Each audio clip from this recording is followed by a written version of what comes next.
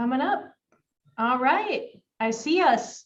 Hey everybody, welcome back to Worldbuilders Weekly. You're joining Zay, the Director of Operations here at Worldbuilders, your most awkward host. Welcome back. We have Angela Mi Young Hur joining us, the author of Folklorn. I'm super excited. Welcome, Angela. Yes, please. Thank you so much, Zay and Worldbuilders. Yep, here's my book. That's it. Yeah. Not only is it a beautiful story, but that's a beautiful cover. It's not something I have listed in our questions, but it's really pretty. I'm really pleased with it. Yeah. That's awesome.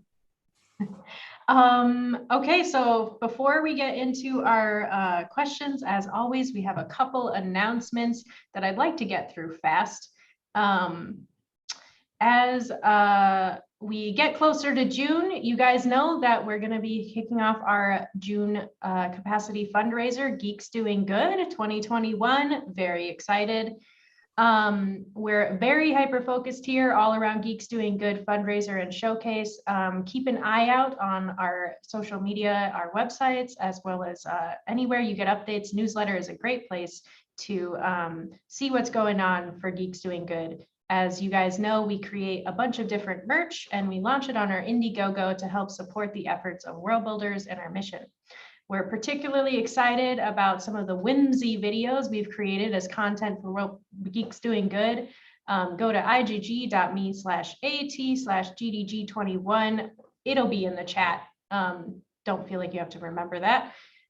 You can see some slow regard of the Name of the Fear, a little series of cosplay based on the books by our founder, Pat Rothfuss.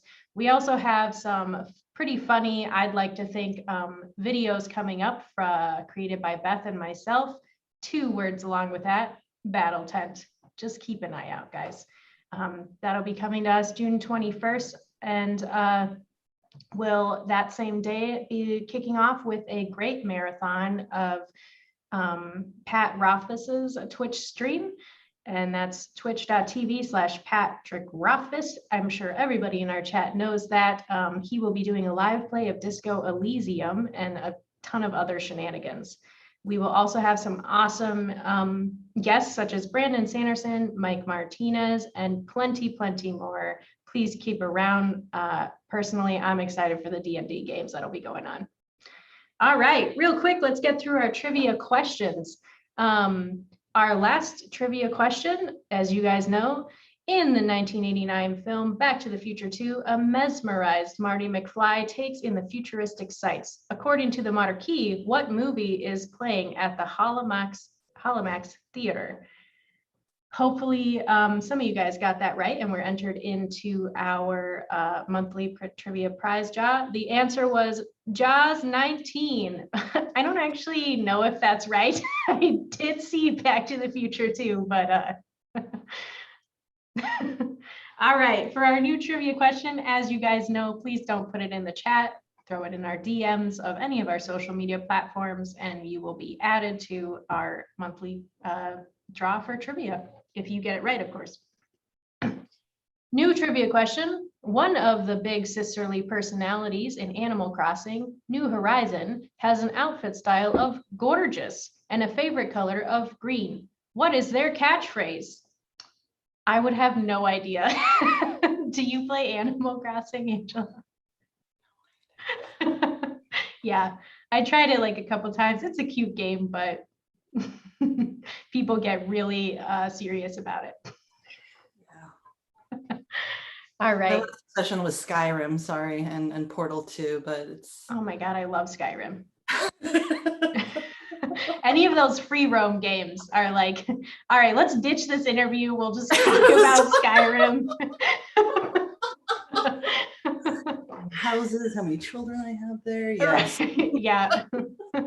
One day I'll finish killing those dragons. No. All right, so a couple of explanations of your book here to start. On the post of your book, it says a genre-defying, we will talk about that, continent-spanning saga of Korean myth, scientific discovery, and an abiding love that binds even the most broken families. I also wanted to really quick, there's from Celeste Ng wrote a quick review that I feel like summarizes the book pretty well. And it says, ghost story, family saga, parable, feminist reimagined myth. Angela Hur's hugely ambitious Folklorn is a blend of all these and more. The spellbinding shapeshifter of a novel tackles questions of race, culture, and history head on, exploring the blurry boundaries between past and present, fact and fantasy, and personal and cultural or cosmic. And yeah, I mean, that's so true. Your book is so beautiful. It spans like such a large span of topics. Just to name a few, there's physics, which is the main character's job description is physicist.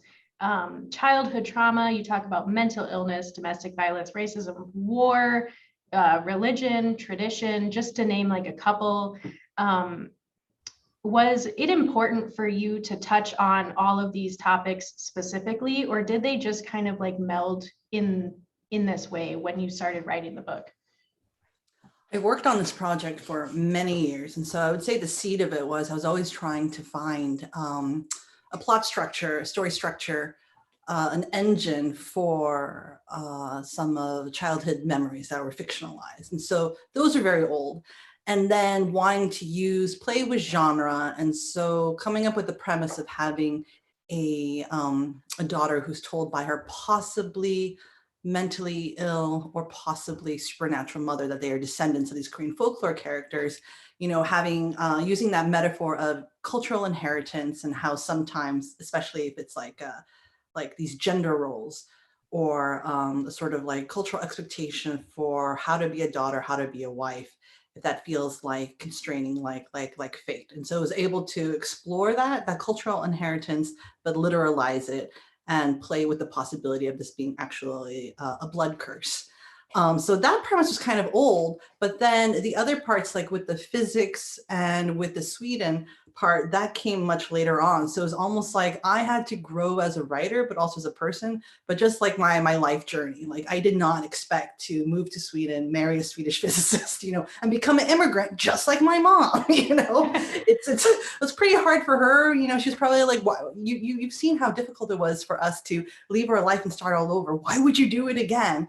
And that was, you know, I don't know, it was the guy I met when I had this writing job here, and he was a physicist. And so all these pieces would come into play. But, you know, for me, I figure like, this would work perfectly for my narrator. And so, for example, having a narrator, like I grew up with folklore. I didn't read a lot of fantasy sci-fi growing up, but the genre that I was most familiar with, I thought, I think I can work with this, working with a literary fiction that tells a family story. What genre element to play with would be folklore and fairy tales. So playing with that, I didn't want a narrator who resists against those pressures of how to be a Korean woman or of what are all these roles as prescribed by Korean mythology. I didn't want her to be an English major, which is what I was, because a little bit too close, right? It's not quite the 180. I wanted to really have that opposition, that conflict and tension. And, you know, the only jobs I had being an English major and a writer were like editor and teacher, and none of these really created that drama. But then when I met my husband and finding about his job as a physicist working in Antarctica, I thought, now this is a job that has so much metaphorical opportunity to explore, of course, because you have someone who, I wanted a daughter who opposes the mother and the supposed blood curse by having her run away from superstition and to embrace science and rationality. But it becomes her own sort of like magic. And this is a mantra that she uses to rationalize things and this own sort of her own system of belief. And so then I get to play with that. So it's not exactly the 180 that she thought it was, especially as she gets into higher physics. And then there's a lot more uncertainty and there are a lot more mysteries. And it's in a way that I can dovetail sort of the wonders, the sort of like being in awe of the unknown. And so the physics came later, and let's see what other you talked about, right? Sweden would come later on, and Sweden was also a great opportunity to explore because coming here, before I came here, I met some adoptee activists who told me, oh, you're going to Sweden, you're going to meet a lot of Koreans, which I did not expect. And there are a lot of Koreans who are adopted post-war in the decades thereafter to Sweden. So that was something else that I felt like I had to explore if I was going to write about Sweden, especially because I would meet so many adoptees, and there would be, it's also part of the fallout of the Korean War. And so in that way, I am able to unite some of these characters. And so with the parents and with Elsa, narrator, and Oscar, all of them have been displaced in a way because consequence of the war. And so it was just an opportunity to braid all these elements together and finding ways that where I could, highlight where they intersect. And the physics actually, I think focusing on neutrino, that turned up a lot of opportunities that I didn't expect. Like the shapeshifter, for example. So like the neutrino, how it oscillates and it changes flavors. That's what the physicists call it.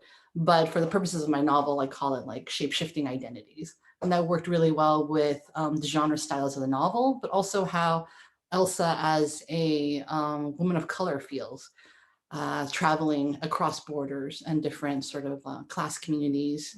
How she is in LA surrounded by other Korean Americans versus how she is in Sweden, in Stockholm, where she is very visible and also invisible as a woman of color. Yeah. You know, Not so to mention the literal representation, which is on, I don't feel like I'm spoiling because it's on your website, but or is on the web, I mean, but like her actually feeling like shape shifting through like us being embodiment of water.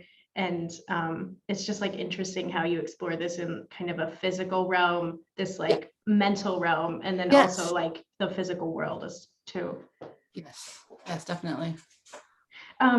You had you just lightly touched on this, but I've heard you talk a bit about how, you know, this book was kind of a little bit of a coping for you, or a lot of it of coping. But you know, you're writing directly from some of your childhood experiences. And I'm wondering, how did you feel when you were writing out your personal experience for your character who isn't real, but in a lot of ways is like based in this truth? Yeah, it's inspired by, that was the thing. Like I had the flashbacks were mostly inspired by childhood memories. Memory, of course, is also, it's fictive, right? That changes according to how old you are when you're looking back. And then Elsa also comparing notes with her brother, and they have these conflicting memories of their childhood too. But there were a few of these childhood memories that I wanted to write from, but it was really hard to find the present storyline framework. And so with that, having Elsa be a physicist, which is very poor with logic and science. And so it gives me enough of a remove that although I'm writing inspired by childhood memories, you as a writer, you kind of need a bit more of that remove and distance in order to make sure that the story balance, the story works, and that you're not just so deep into the emotion of it. Because then if you don't have that distance, it's really hard to have that objective perspective in order to make sure this character motivation makes sense. Am I also paying attention to the other characters? Does the story move? And so I think having these other factors, like having her be a physicist, really helped to give me that remove. But also what was really awesome was to use the fantastical. So in using the fantastical, I'm playing with, the emotions are real, but I'm playing with a hallucination. I'm playing with the supernatural. And so then I can heighten the language, heighten the kind of imagery, make it kind of gothic, make it play with the horror, and make sure that the language is always sort of revealing something deeper about the psychology and emotion and mood, but I'm having fun with it. So I can have, her these really trippy scenes, or play with Korean horror elements, and play with this, she has this imaginary friend who might be a hallucination, might be a ghost, she's not sure, but it's also serves as like her double. And so using these fantastical elements, these supernatural elements, really allowed me to get deep into the emotion of it, but not drown in it, if that makes sense. Yeah, I think that distance kind of helps, so that you can sort of like get close when you want to get to the heart of the matter, but then also remove yourself when you need to have a big picture sort of perspective to make sure that the story works for a reader. And I think it also allows the reader to, some readers have really engaged, and they can read between the lines, and they see things that I didn't think that I had revealed, or they read into things that I had not anticipated. And you can see them sort of like, they talk about a certain sort of parent-child dynamic. And I'm really surprised because I thought that was not the focus of the book, but for them it was. And for other people, they can just read it as like a trippy supernatural story, as a genre mashup. And so I think, playing with all those genres really helps both the writer and the reader to get as close as they feel comfortable with, because some of the material is pretty heavy. But because I've been working on it so long, and for me, there's so much like story shaping involved that I think, I'm sort of surprised when people call it heavy or intense. I think Elsa's hilarious. Yeah, it is so much. I mean, I'll kind of talk about that too as we go on, but I'm curious, like, you kind of had to remove yourself a bit from this character, as you've said. Do you still feel like you see yourself in Elsa? I think, I purposely made her younger. And because she's a physicist, I gave her flaws. I wanted her to be immature. I'm sure some readers find her too immature, but for me, I was pretty immature, and she's 30, and she's going to be so brilliant with the physics. I wanted her to show, another kind of naivete, another kind of immaturity, because she is someone who runs away from home, runs away from her childhood, and really runs away from confronting some of these emotions, and even confronting relationships, confronting a truth. And so I think that gives reason for why she can be so obtuse at times. So do I see myself in her? I think my past self, for sure. But definitely not, I hope not now. I mean, as you draft, you go through so many revisions, and there's more and more of a remove. And sometimes I don't know. It's been interesting. There are definitely some people who understand that when she's being rude, that it's also she's being ridiculous, and she's also being somewhat self-aware, and it's supposed to be a funny moment. Whereas other people might find her like incredibly cruel, and I find that fascinating. I think there's a range of senses of humor, and I'm just curious about who else reads Elsa the same way I do, the way that I intended. I think it's funny. Yeah. Okay. Yeah. I mean, it's kind of like a bit of what I would say are some pretty intense themes, does give a bit of like comic relief in the reality, as you're kind of going in and out of these pretty intense stories. But I guess that would also kind of, the perspective might also, you as a person older than the character you're writing, still trying to write them as this immature character. It kind of lends itself a little bit to like, what is the experience that the reader has had? Like, do they identify as this more immature person, or, are they more like you, kind of looking back on this? Yeah, I wondered about that too, because I'm older. Like when she is sort of puts her foot in her mouth, or when she assumes things, I see the defensive nature, and because I'm older, and I don't know. But my heart goes out to her, and so it's been interesting to have that, to see kind of like reader reactions. So some people do kind of sympathize with her. They immediately see the reason why she's defensive, versus others who don't know why she's defensive. And that was very intentional for me, that I didn't want to show scenes of racist, sexist microaggressions. There's some of it there, but I really wanted to show a character centered on her, someone who is prickly and defensive, and who might misinterpret certain actions or words, because I wanted to focus on what does a lifetime of all these microaggressions do to a person's character. And I wanted the reader to wonder, like, there's probably a reason why she's she's always on guard. And there have been plenty of readers who do get that, versus those who might wonder, what's her deal. So I don't know. I just find it all. I mean, it comes across very like human, There are a lot of books where you feel aware that you're reading about a character written to represent ideas. And some books make you feel like you're exploring the emotions of a person, and that's, I think, kind of where your book sits more. It feels based in reality, for sure, while also having this fantastical. And speaking of that,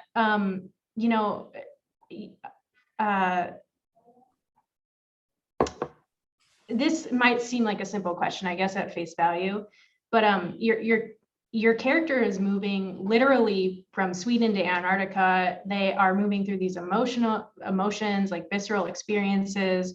How did you kind of get to that place where there's such this visceral sensory experience in the book, you know, like for instance, like my dad was stationed in Antarctica, so I know that it's pretty Cool. crazy feat to like get there and like be stationed there. I would assume you probably weren't stationed in Antarctica. No, but my you know, husband was. My husband and his Okay. friends. So I did meet a lot of Okay. physicists who All were right. there for a few weeks, and I did tons of research. If there was any documentary about Antarctica, Yeah. any blog entry, I tried to find a lot of primary sources, of course. Yeah. So yeah, that helped, but also it gets really cold and isolating in Sweden, and it's very white in terms of both landscape and people, and feeling like it was very different from you know, I grew up in Southern California and I lived all over the US. So using those sort of those sensory experiences, but of course exaggerating it. But like, for example, you know, I would read about how the South Pole is so extremely flat.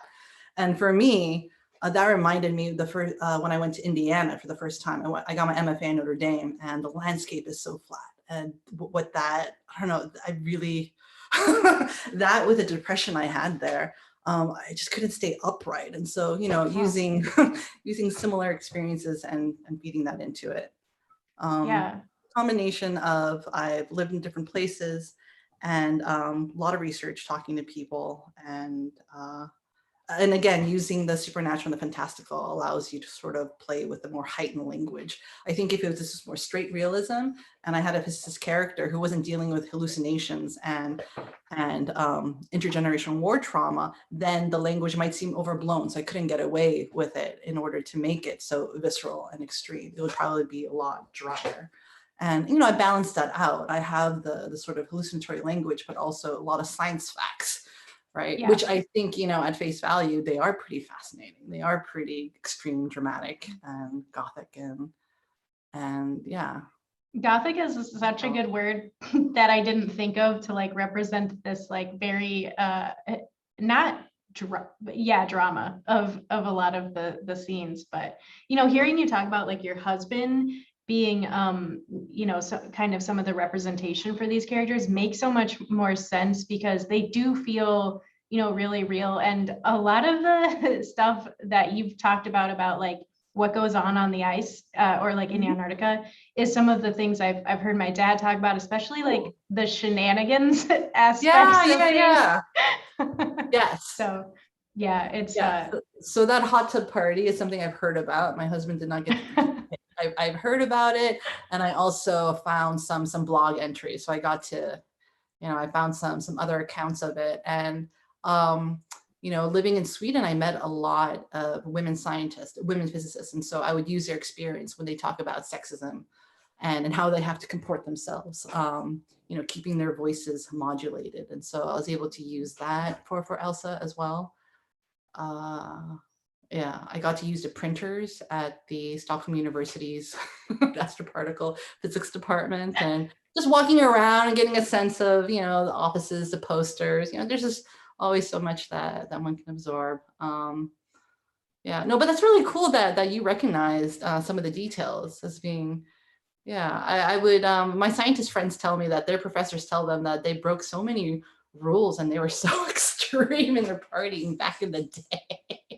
I feel like that's kind of a common thing among scientists, no matter what you're in. Like, you know, like I remember my professors telling us that they'd come in the morning and have to clear out the ashtrays, the joints, and the beers that were left out on the table, which is like a totally different environment than me going to college. But you know, also when it comes to like the folklore, the sense of things, that's also extremely visceral, and the explanations of it, you feel so connected. And I'm wondering, are there parts of like Korean culture itself that lend to the ability to kind of write this way and interweave the folklore? It's very funny you say that. So Korean culture that lends itself to the high emotion, or you're saying how it interweaves? Because definitely I feel like the flavor of Korean culture, I really wanted to capture that in terms of, I think a lot of the Korean film that I love, and a lot of the Korean people that I love, they're able to unite in one moment There's so much passion, tragedy, but also hilarity. There's almost, especially in Korean film, I think that they really do this well. And that's what to me seems so representative of the Korean soul, how you can at one moment feel all this tragedy, all this pathos, but also at the same time laugh at the big picture when you think about, history or people or the absurdity of the situation. So that was definitely something that I tried to capture. And in terms of, with the folklore, well, a lot of the folktales that I grew up with, they featured these girls, these daughters who were sacrificed. And so that was, the book was a lot of me wrestling with, what is this cultural inheritance? How can I rewrite these stories in a way that I would be, satisfied with, or how can I rewrite them in a way that I would want to pass it on to my daughter? And really digging into them, because I'm sure these stories weren't always this way. It's just like in Grimm's fairy tales that they were sanitized and made pedagogical. But the root of it, these were all just these wild stories that the peasants would exchange, right?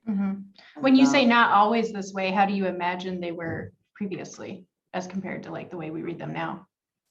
I don't. Well, from a few other sources that I've read. And it seems to be similar to how European folklore, how that evolved, is that these weren't always meant for children. These were stories that were told.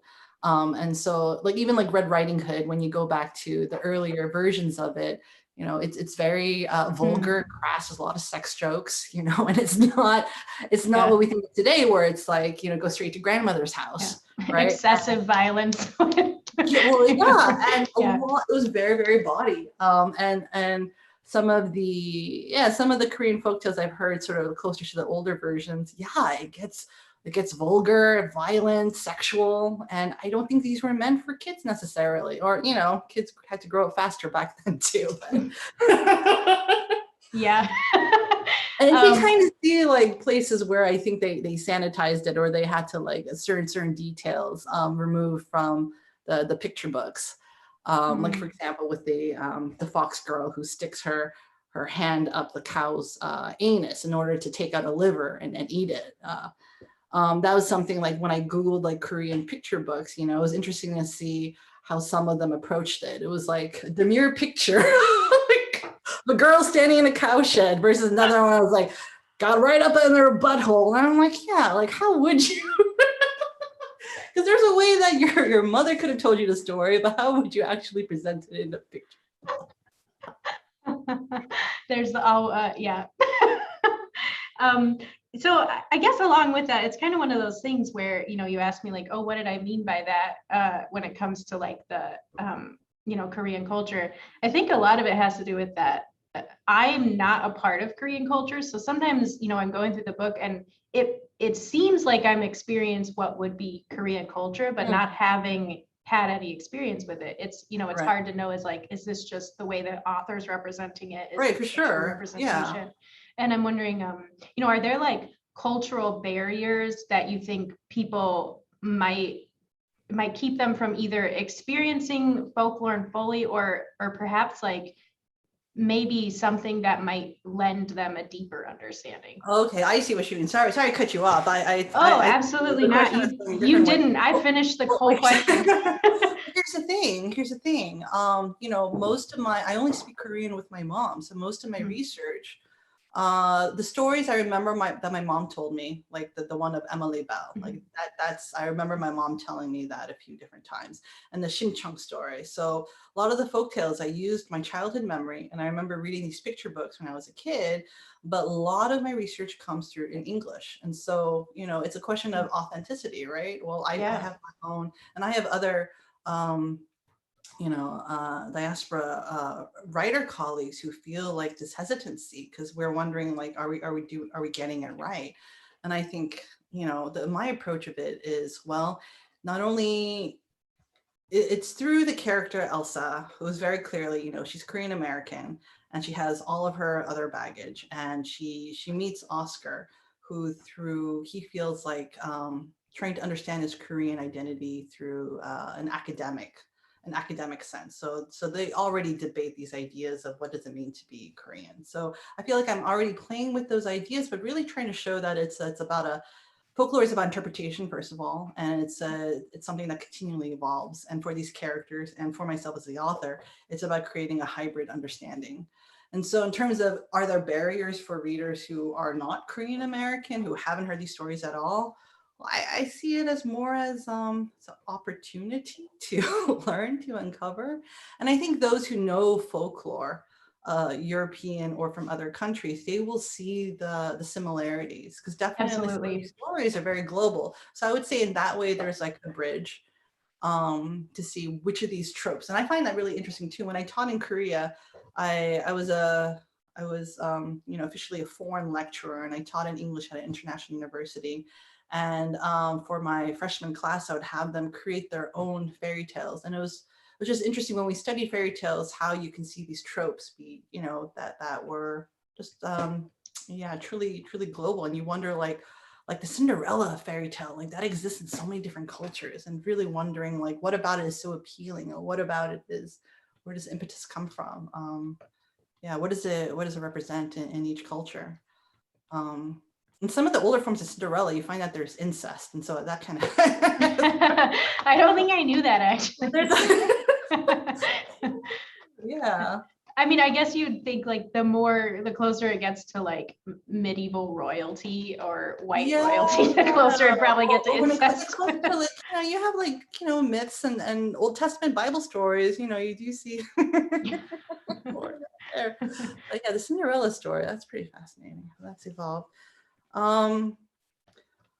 There are cultural barriers, but I really didn't want to write to like I didn't want to write about racism or Korean folklore or about Korean culture, assuming that people know nothing, because I didn't want this to be like a travel log, right? And I think this is something anxiety that other writers of color feel, like they want to be understood, but who are they writing for? Are they just writing to explain their culture? And I think they did feel that pressure in generations past. So, I feel like I got around with it because, folklore, like I said, that there are tropes that are so recognizable, but these folktales are so short that I feel like they can be enjoyed as a story anyway. And then you have them sort of being interpreted and understood by a woman who grew up in the US and who is a physicist, and she's a rationalist. So her interpretation of things will be very Americanized and very probably American feminist. And then her having her meet Oscar, who takes more of like maybe an academic, maybe also somewhat sociological. Maybe his interpretations are they're definitely, at times they are objective like an academic, but at times it's also very personal for him too. Because for him as an adoptee growing up in Sweden, there was like his limited access to understanding his Korean identity was through these academic texts. That's a roundabout answer. No, it's great. I mean, so you kind of mentioned that you were kind of told that moving to Sweden personally, you would kind of meet a bunch of Koreans that kind of got displaced historically. Were those people, you might have said it, but were those people part of, like, did you have a chance to have discussions with them and include that experience as, for instance, with Oscar? Okay. Yes, and I definitely feel a lot of apprehension. People have asked me about this, and there's so many amazing, brilliant adoptee writers, Korean adoptee writers in Sweden and the US. And so I was very hesitant about writing this character of Oscar. And I would have these conversations, I remember talking about it with my agent, with my editor, because I really wanted to do it justice. And it was always a part that I just kind of wanted him to have a lot of space to speak. And I did tons of research, and a lot of it's based on the writings of Tobias Hübinette, who is this professor and journalist. And he's a Korean adoptee in Sweden and writing a lot about that experience. And I wanted to really approach this character with respect. It's also, he's a character, it's not writing through his perspective, but allowing him to share his own experiences. And the person who told me that I'd meeting a lot of Koreans, this was in Korea at an apartment. She was a adoptee activist. And so she first told me about it. And when I came to Sweden, it's not like I actively sought out Koreans, but just meet them at parties. And then one would invite me to her house for a dinner party, invite another friend. So there would be a lot of conversations, a lot of discussions. And then I also met my father's friend, whose wife is a Swedish woman who was a escort, and her job was to get on a plane with these babies and escort them from Korea to Sweden and deliver them into the arms of Swedish couples. And to have her, she was the one who described herself as like a mother goose figure. And so, and I use that in my book too. And also her sort of presentation of it, like there was almost like this kind of like pride that she says, yeah, I was like a mother goose bringing these babies over. Yeah. And some of them would, write me letters, and she didn't really think further about the ramifications or consequences of growing up as a transracial adoptee. And so, yeah. A lot of research, a lot of essays, and trying to read as many primary sources as possible, but not all of it's translated into English. But always reading them in English from Korean American adoptee perspectives, as well. You said you wanted to be kind of sensitive and representing these people. Sure. Was it just because you think if they were to read your book that that you wanted to explore them accurately, or? Yes, yeah, because I'm not an adoptee, and so this is something that same way that I, when I'm writing about a Korean American experience, this book is not supposed to be representative. This is about one character, Elsa. Yeah. And even Elsa, is not even representative of her family, because she will have conflicting sort of interpretations, compared to her brother. And so it's very important that people understand that these are these individuals and their own, right. Because I think with a lot of POC writers, like especially when there aren't that many books, there's almost this pressure that, is my book going to be representative? It's not supposed to be representative of all Black American families, of all Korean American families. And with the same token, like I have this character, Oscar, I did not want him to be representative, but it also, and I felt like, how can I write about my experience being Korean in Sweden and not mention adoptees, when it's something that was very much part of the history of, when you look at East Asian immigrants in Sweden, you have a large percentage of them of being adoptees, and how that is very much a fallout of the war. And so approaching that, but with sensitivity, and a lot of apprehension. And I know I've already said this, but I remember for another event, there was another writer who asked about this, about how do you approach these subjects when you feel like you're approaching it from an Americanized viewpoint, if you feel like there's this pressure of how to represent your culture correctly, especially if it's your parents' culture. And I couldn't help thinking that, for all of this, all these years of research that we spend and all this anxiety, even after the book is published, like we really hope that writers who are not of color would also spend so much time worrying and doing this research when writing from a perspective, or writing about a character who is from a different community, who is, right, from a different ethnic community, for example. Yeah, I don't know. Yeah.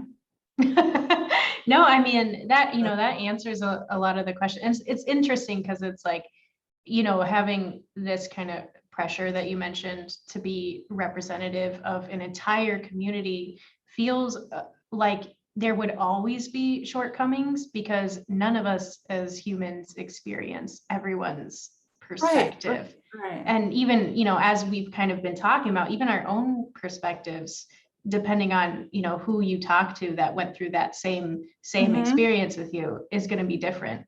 So I really love the dynamic in your book of comparing these kind of childhood memories, because it really shows that like we as humans, and you as an author, like this is what I'm saying, this is what I'm representing, but it's not necessarily the truth, it's just my experience. Right.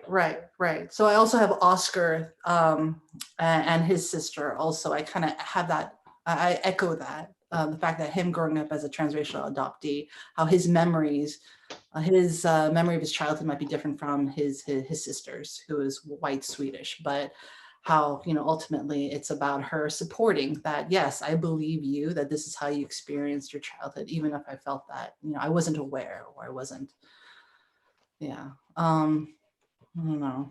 anybody wondering, we are both in very warm locations separately.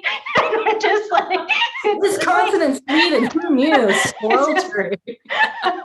the place is known for the snow, and we're just like in the blistering heat. But so obviously this story is dense from people who've been listening. You know, not only do you mention the themes that we kind of talked about before, but as the reader, they feel fully explored, which I don't understand how you fit into the one book. It's absolutely 5 separate novels plus a novella. Yeah, it's a deal, right? It's all for the price of one book. Perfect. Yeah, I'm curious though, was there like particular parts that didn't make it into the book, but you still were like worth to fully write them and fully explore them?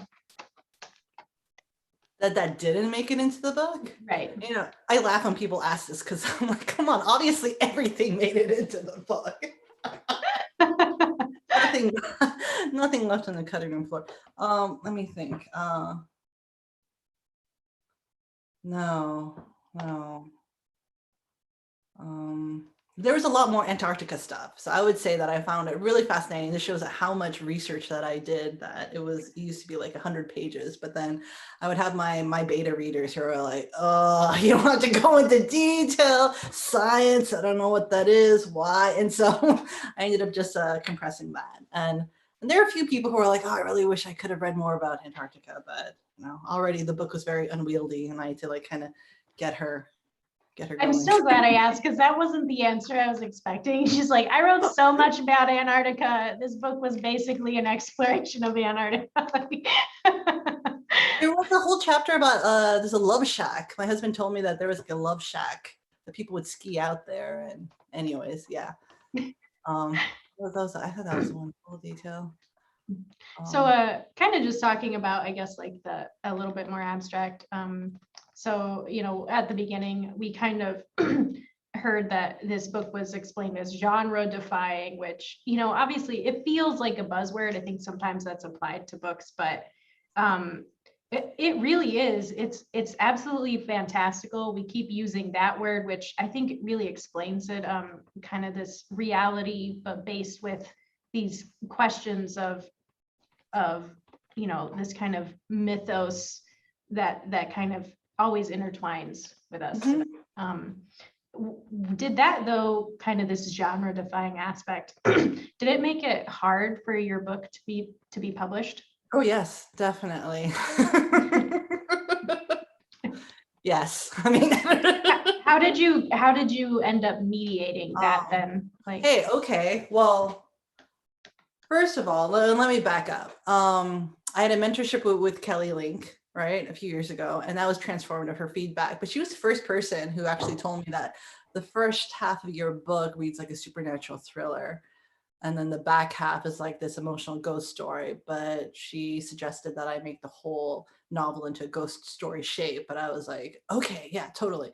And, you know, I went home and I was like Googling like how to write a ghost story. I didn't really know. And I was asking people and watching these different movies, like, what is a ghost story? And I was having trouble with fitting that whole book into what she thought would be a ghost story shape for this huge, like, unwieldy novel that I wanted to stuff so much. And so then I went the opposite direction. I was like, okay, 2 genres is a little awkward. Let's just put more. Let's just, you know, 3, 4, 5. Let's make it the whole point. It's not the weakness, but let's lean into it so that what seems like a failing that I have these 2 different genres, let's make it seem intentional. And so it's just an opportunity I found to lean into, let's make this more gothic. Let's make this more sci-fi, you know, let's make this, let's play with the horror here. And so it just became something of, you know, let's make a multi-genre, and then finding different opportunities to be like, oh, the neutrino is like a shapeshifter, so let's make the novel to be shapeshifting. And Elsa's experience as a woman of color is like shapeshifting, depending on where she is, and what kind of cultural background. And so I would lean into that. But I would say, you know, the heart of it, yeah, is a family story, and the writing, you know, it's not, the strength isn't about pacing. It's not about, it's supposed to be, it's very psychological, very sort of intimate family story. But the thing is, you can't really sell a book to say it's about Korean War trauma and Koreans talking about Koreans, right? It's not really a sexy. So it was tricky. My agent, Sarah Bedingfield, is amazing, so loyal. She was like, we're not going to give up. And there were a lot of editors who were interested at first, but then I think like the book takes all these turns, and you're like wondering, like, now, she was in Antarctica, and they understood that, but then she goes home to California, and then she's home with the family. Like, where is the story going? And it wasn't until the later rounds that she submitted to sci-fi fantasy houses. And that was sort of like new for both of us, because we thought that this was literary fiction, family drama, Asian American. But I would say that it ended up at the perfect house at Erewhon. And I think that having, Erewhon was brand new, and they were committed to like doing speculative fiction, but also playing with speculative and literary. I think they wanted to do something that was sort of in between, or those books that were hard to place in a genre, and those books that were risky. And so I think it ended up with the perfect house, the perfect editor. And Sarah Guan, she's Chinese American, daughter of immigrants, and she knows East Asian history. And so she could read between the lines. And she said that the story right now, it reads like an immigrant family drama, but it's really about war trauma. It's all there, but you need to foreground it so that the reader can read it through that lens. And, it was this brilliant feedback that just by saying that just opened up everything. And so this is during the pandemic.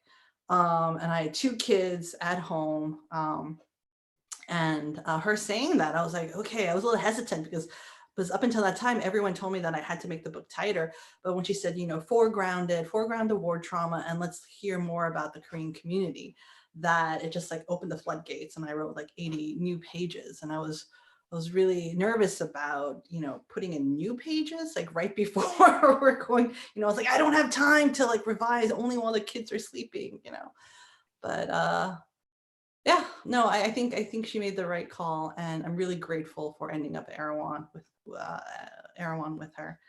So I would say that it was difficult to sell because it's such a difficult to categorize book, which means it's difficult to market. And so then again, it's like leaning into it. Like if it's something that's difficult to market, let's make it into that's supposed to be the selling point. But it's so funny that you say that. It seems to be this buzzword and people are skeptical, because I think I have read that some people are like skeptical about genre defying, but no, sure enough, I guess.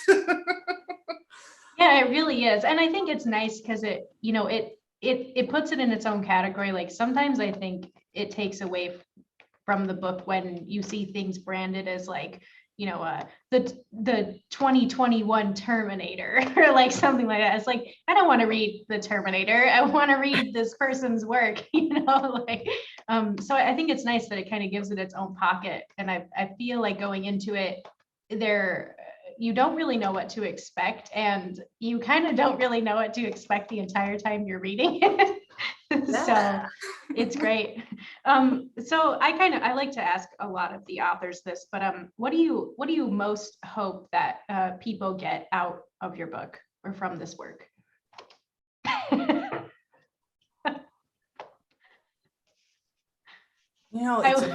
What's really, honestly, like I'm so focused on just getting it sold and published, I didn't really think about the readers. I'm really grateful, really impressed with how people have read it so sensitively, with so much respect, even if they don't like it, like really reading it with respect and trying to understand, especially during these times when it's so hard to focus. I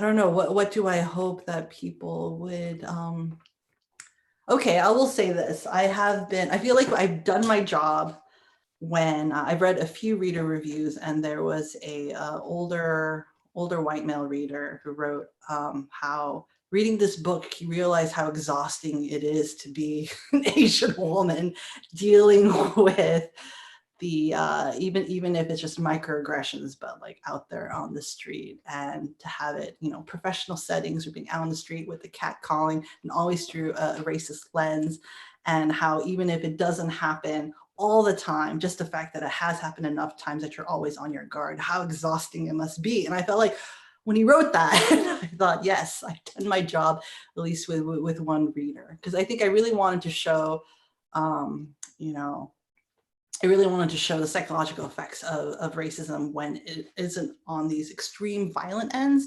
although there is the father character who is assaulted and that kind of has like these, you know, it was a mugging, but, you know, I don't really go into it in the book, but there are, you know, also these, I think for a theft to go into this kind of brutal beating in which it leaves a man to almost die, there's something else that's going on when you can dehumanize the person. It's not just a simple theft in order to, because that would just be knocking out someone in order to steal someone. And this was actually based on an assault in which my father was a victim of a violent crime.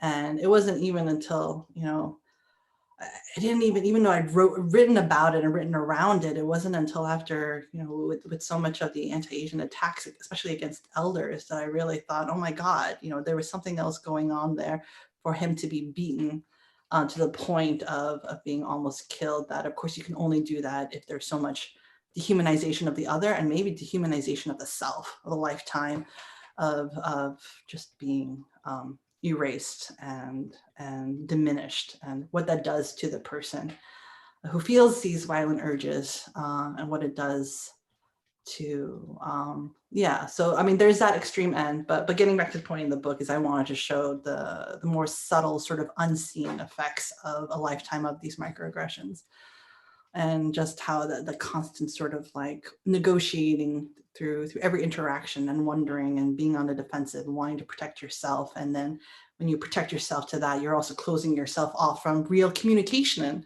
and real interactions and relationships. And so I would say like that was what my major goal was, to show these other effects. Yes. Brilliant. Yeah. Yeah, I mean, it really reads, again, it's, you know, it's definitely relating to the human of the character, not just like reading a character kind of going through these motions to get this point across. So I really think it's a good work, and it's nice to see that, you know, you might have like some white older male where it's like, finally get the goddamn picture, man. You know. So kind of, we're getting close to the end of our time, but I'd like to ask, is there anything that's kind of like coming up for you, any stay tuned projects, or, you know, even just like anything that you'd like people to kind of keep their eye out for, or where can they find you if not? I'm only on Twitter. I'm very new to Twitter. Like I frequently have to Google instructions for how to use it. I am in Sweden. I'm in Stockholm if anyone wants a tour once you're vaccinated. I will say that I'm interviewing. I wasn't prepared to announce this, so I didn't actually Google the pronunciation of her name, but you know the author who wrote The Golem and the Genie, and she has a new book, The Hidden Palace, Helene Wecker. I really hope that's how you pronounce her name. I don't know actually how to pronounce it. Okay, but you know who I'm talking about. Yeah, Helene Wecker. Yeah, the sequel just got released today, and the Harvard Bookstore invited me to interview her. So that's next. Nice. So promoting her. I'm reading the first book now, The Golem and the Genie, and it's amazing. Yeah. I got to finish that and then read the sequel, and then I will get to talk to her on Monday. I'll have to look into that. Plug Erewhon's other books. Ben Rosenbaum just came out with The Unraveling. That's his debut novel, came out today. Mm-hmm. Yes. Yeah, and so you guys know, generally you can buy a lot of the books of people that we talk to. You can buy Folklorn at worldbuildersmarket.com. If you can't buy it from us, please just get it from somewhere. Support your local bookstores as always if you would rather buy it that way, but just get your hands on the story. It's a great story. Yes, and Fragile Waves, and you got and we do have Fragile Waves. Yeah, we were talking about the little bit at the beginning. It also kind of holds that fantastical in the real world as well. We sometimes at the end do these lightning round questions that I probably forgot to mention, and they're just a little bit of like get to know you questions if you'd like to participate. All right. Sure. No more Scott. Sure, go ahead. Okay. Alcoholic, non-alcoholic, both. What is your favorite beverage of choice? Wine. Just wine. All alcohol. Any wine. It really depends on what I'm eating. Or how specific do you want to get? It really depends on what I'm eating and what time of day. Yeah. No, that's fair. Just the booze that goes with what I'm eating. That's what I Yes, yes. All right, what's like one of your favorite meals of choice if you get it from anywhere? All kinds of Korean food. I'm sorry, I'm terrible at this game. Yeah, it's good. Burgers and fries. I will tell you that it's so hard to find good hamburgers in Stockholm. But then we finally found one, and it's a chain called Texas Longhorn. That sounds like so, It was founded so by a American. real Texan. Oh my That's God. part of their whole like on their website, the whole like Oh my God. origin story. And the burger that they sell that we really like is literally called the Ugly American. And I always feel so self-conscious ordering the Ugly American. In your American accent, can I get the Ugly American, please? Yes. I wonder how the Swedes feel about Texas Longhorn. It's very popular. There's like 20 of them. It's so popular that they have like their own products in the supermarket. Oh my God. No, it's hilarious because like TGIF is kind of a little bit more upscale, a little bit more trendy, I think. I don't know if that's still the case. So no, it's just. Okay, what is Kids also eat their hamburger with fork and knife, and I'm like, Oh, no, boy. you can't enjoy it. You gotta grab it with my your God. paws, jam it into your face. Anyways, cultural differences are a lot of fun. That's amazing. Okay, what is a book that you like and that you'd recommend? Mrs. Caliban by Rachel Ingalls, Matt Johnson's Pym. And just because Victor Laval mentioned that he had the idea for the sequel, The Ballad of Black Tom, I think it was just amazing. I only read that like maybe last year. Yes. Oh, all right. All right. What is something you love to watch? It could be like a streaming thing, Netflix show, whatever. Yeah, right now I'm rewatching some of my favorite sitcoms, but You're the Worst. I think it's brilliant. I think it's kind of, have you seen You're the Worst? Yes. Oh yeah, isn't it so good? Like I don't meet a lot of people. I think it does a really good job with mental illness. It's hilarious. There's these characters are terrible and they're so broken. I was about to like start, but we're like past time, and I'm like, all right, hold it back, Zach, because we don't need to do well, let's interview those people together from that show. I haven't met anyone else who also loves. Okay, and just because my husband was playing the Aha acoustic version, I was thinking, God, The Magicians was so good. That was a show that just bring me so much joy. And another show that I think is underrated. Yeah. And I think what the writers did there with and the adaptation is brilliant and structurally with because I also read the trilogy after, but I missed that show a lot. All right, last question. If you could sit down and have a conversation with anyone, real or imagined, alive or dead, who would it be? Colette, just because I was thinking about her earlier today, but I don't know. I can't think of anything else right now. Joan of Arc, Colette. Oh my God, they're both French. I don't speak French. No, it would work. You could. It'd be my like ancestress that I write about in the book. So the myth of the foreign princess who crosses the sea comes to Korea. That's an actual it's a family legend. She was the one, my namesake ancestress, and that's why my last name is Hur. Yeah. So what a conversation that would be. Yeah. But I'm sure they'd be like, Sweden. No. Look at her feet. I'm like, how do some of these features get passed down multiple generations? All right. I mean, so that's the end of our time. Okay. Thank you everyone for joining us. Please get Folklorn. If you'd like to support Worldbuilders, you can buy it from worldbuildersmarket.com. As we mentioned before, You can also get a bunch of common, unique, rare, and epic level items, autographed editions of your favorite books, some tabletop games, tons of geeky merch there. Questions at worldbuilders.org if you guys have any questions or suggestions for us, and tune in every Tuesday at noon. Angela, thank you so much for joining us. Thank you. This has been a super delight. Are you gonna play the is it a sitar, the musical instrument, as an outro? I will leave that to another stream. But if Gray was here, I'm sure that he'd do better than I would. But all right, our sign off word is we're going classic, Viva Moose. And then we just wait for people to say that in the chat so that we can say goodbye to you guys. Wow, thank you so much. This is a lot of fun. All right.